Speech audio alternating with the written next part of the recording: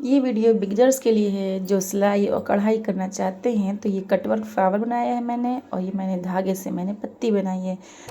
अस्सलाम वालेकुम guys, welcome back to my channel Dolly Fatima fashion designer. आज मैं आपके लिए लेके आई हूँ बहुत ही खूबसूरत सा डिज़ाइन, फ्लावर और लीव कैसे बनाई जाती है फैब्रिक के ऊपर। तो चलिए स्टार्ट करते हैं इस वीडियो को। अगर वीडियो पसंद आई तो लाइक कीजिएगा और मेरे चैनल पर अगर न्यू है तो सब्सक्राइब कीजिएगा। Thank you for watching this video.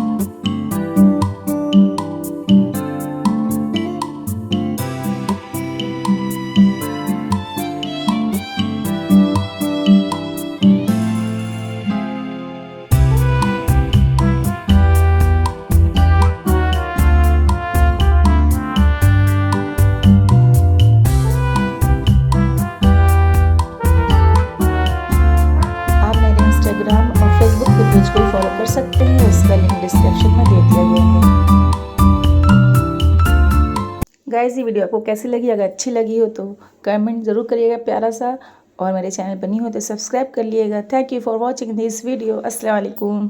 फिर मिलेंगे नेक्स्ट वीडियो में।